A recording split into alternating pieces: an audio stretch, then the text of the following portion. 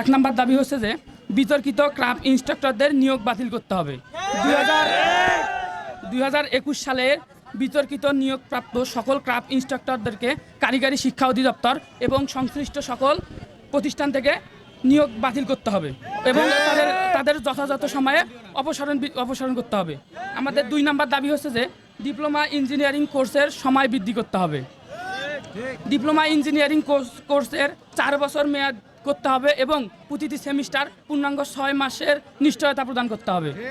আমাদের 3 নম্বর দাবি হচ্ছে যে উপসহকারী প্রকৌশলী পদে ডিপ্লোমা ইঞ্জিনিয়ারদের একক সুযোগ দিতে হবে। উপসহকারী প্রকৌশলী 10ম গ্রেডের পদে ডিপ্লোমা ইন ইঞ্জিনিয়ারিং ব্যতীত অন্য কেউ আবেদন করতে পারবে না। আমাদের 4 নম্বর দাবি হচ্ছে যে কারিগরি শিক্ষা বোর্ড সংস্কার করতে হবে, অর্থাৎ কারিগরি শিক্ষা বোর্ডকে সংস্কার করে কারিগরি সেক্টর পরিচালনায় কারিগরি শিক্ষা বহির্ভূত কোনো জনবল রাখা যাবে না। আমাদের 5 নম্বর দাবি হচ্ছে যে কারিগরি শিক্ষা প্রতিষ্ঠানে দক্ষ জনবল নিয়োগ করতে হবে এবং আমাদের সর্বশেষ এবং 6 নম্বর দাবিটি হচ্ছে যে উচ্চশিক্ষার সুযোগ বৃদ্ধি করতে হবে, অর্থাৎ ডিপ্লোমা ইন ইঞ্জিনিয়ারিং এবং মনোটেকনিক শিক্ষার্থীদের জন্য প্রশ্নবিত্ত 4টি পাবলিক ইঞ্জিনিয়ারিং কলেজের শতভাগ আসন সংরক্ষণ করতে হবে। এই উপযুক্তই আমাদের 6টা দাবি আমাদের রংপুর পলিটেকনিক ইনস্টিটিউট সহ আমাদের রংপুরে অধ্যয়নরত সকল বেসরকারি পলিটেকনিকদের পক্ষ থেকে ছিল।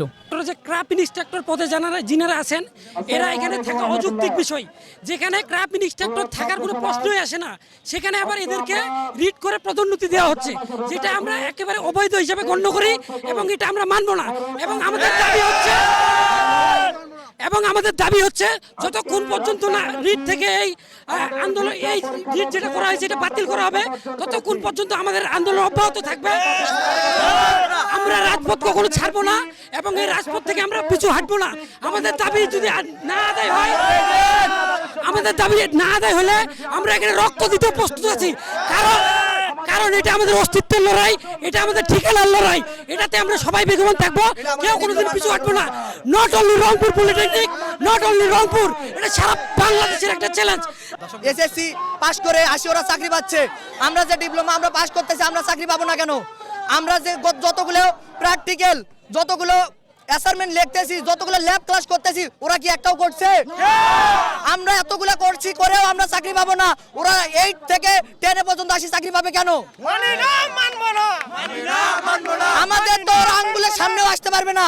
আমরা যতগুলো ল্যাব প্র্যাকটিক্যাল করছি, ল্যাবের ক্লাস করছি, ওরা কেউ একটা ল্যাবের প্র্যাকটিক্যাল করছে? ওরা জানবে কি করে? ওরা বুঝাবে আমাদের কি করে? আমরা এইভাবে করবো। ইঞ্জিনিয়ারের অধিকার শতভাগ করতে হবে এবং এই যতদিন না এই দাবি আমাদের মানা হচ্ছে ততদিন আমরা রাজপথ ছাড়বো না এবং আন্দোলন থেকে আমরা পিছু হতে হব না। এটাই আমাদের দাবি যে আমাদেরকে শতভাগ অধিকার দিতে হবে। মাত্র আমাদের ডিপ্লোমা যারা স্টুডেন্ট আছে তাদের জন্য, আমরা এখানে নন টেকের কাউকে আসতে দিব না যতক্ষণ আমাদের